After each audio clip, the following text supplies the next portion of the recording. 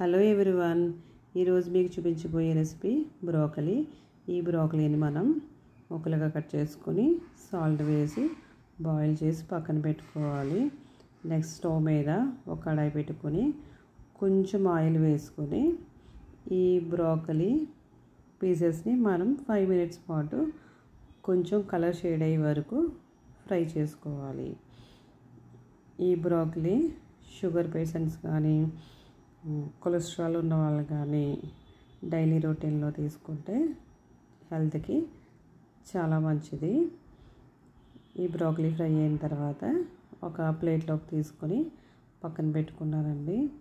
దీనికి ఒక big size ఆనియన్ని చిన్న ముక్కలుగా కట్ చేసుకోవాలి.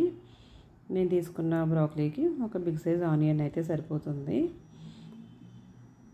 తర్వాత కొంచెం ఆయిల్ వేసుకొని ఒక స్పూన్ జీలకర్ర వేసుకొని కొంచెం గోల్డెన్ బ్రౌన్ వచ్చిన తర్వాత ఆనియన్ పీస్ వేసేసుకొని లైట్ బ్రౌన్ షేడ్ వచ్చే వరకు కూడా మనం ఫ్రై చేసుకోవాలి. నెక్స్ట్ 2 గ్రీన్ చిల్లీ చిన్న చిన్న ముక్కలుగా కట్ చేసుకొని ఫ్రై చేసుకోవాలి.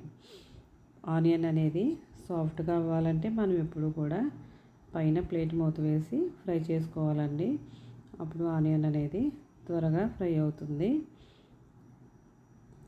ఈ ఆనియన్ ఫ్రై అయిన తర్వాత కొంచెం పసుపు, ఒక స్పూన్ కారం, టేస్ట్కి తగ్గ సాల్ట్ వేసుకొని ఫ్రై చేసుకోవాలి.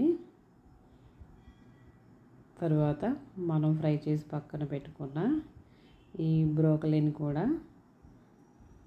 దీంట్లో యాడ్ చేసుకోవాలి.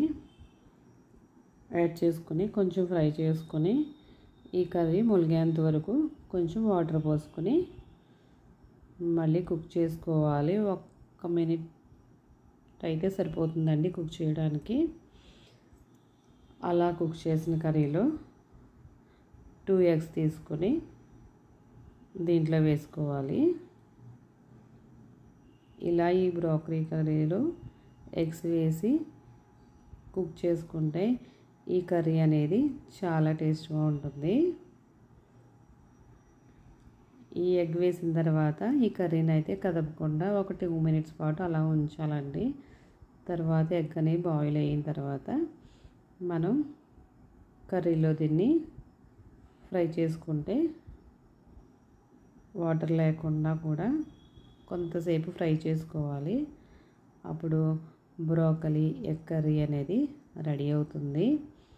ఈ కర్రీని మీరు కూడా ట్రై చేస్తారా?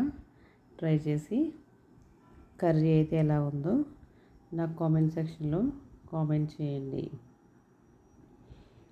ఈ బ్రోకలీకి సంబంధించి చాలా హెల్త్ బెనిఫిట్స్ అయితే ఉన్నాయి.